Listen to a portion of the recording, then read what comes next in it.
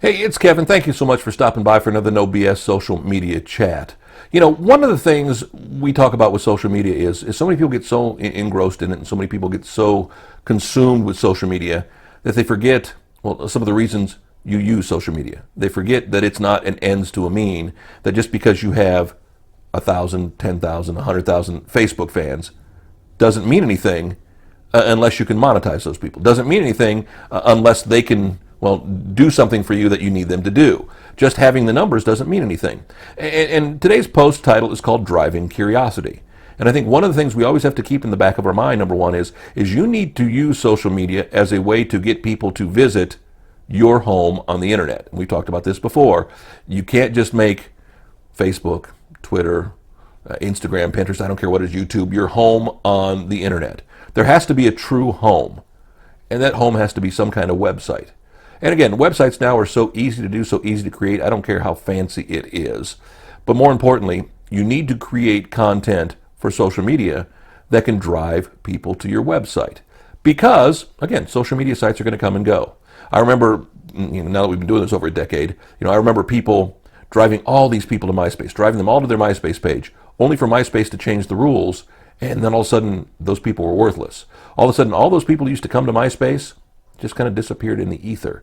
And you lost all those friends, and oh my gosh, what are you going to do?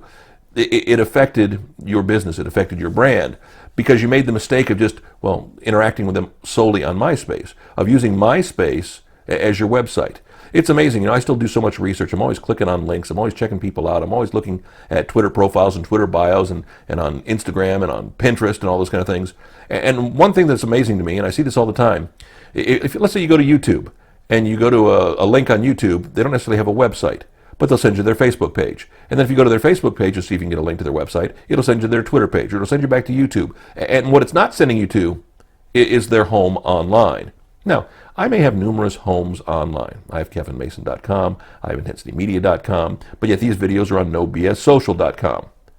They're also, as we're still working on the brand new Intensity Media site, going to be placed there. And they're also going to be placed on the kevinmasonmusic.com, which is my music marketing company page. So, we're going to have those videos in multiple places, but we want to drive people to where they can interact with us, where we can own the content. I talked before about creating a database of emails, a database of users, a fan base outside of the social media, of those super fans that you can contact, whether it's through email, whether it's by phone call, however you build your database, to be able to own those people. So you know what? If you got tens of thousands of people on Facebook and all of a sudden Facebook goes away, or all of a sudden Facebook changes and now you can't access those people, well, at least some of them will have engaged with you on your website.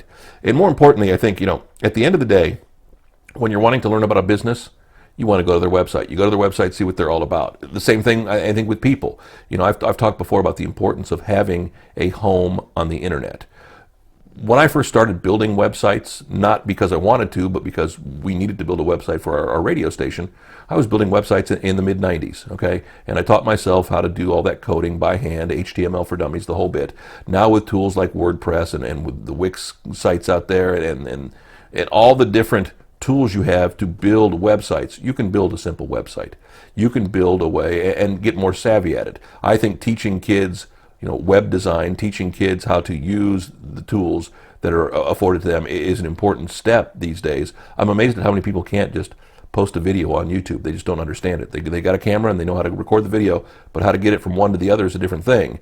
And at this point, I don't see these tools going away, whether it's YouTube, whether it's Dailymotion, whatever the video channel is. Facebook getting more and more into video now. All these sites are going to come and go. All these sites are going to be out there, and you may be posting the same content on multiple sites for the rest of your life. And I'm being facetious.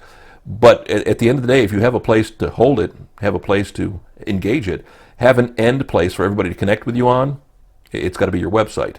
And in order to get people to go to your website, you've got to build some curiosity. You've got to build some content that they can only find on your website. You've got to give them a reason to kind of drag them over, because people are inherently lazy. They're going to connect with you on Facebook. They're going to connect with you on YouTube, and getting them to go elsewhere, well, you've got to say something provocative. You've got to do something provocative. You've got to do something interesting, fun, whatever it is. You've got to drive that curiosity, because that drive needs to get them to go to your website. And there you can interact with them more. And once they're on your website, they know it exists. Well, then it's a matter of holding on to them, creating some content for the website exclusively.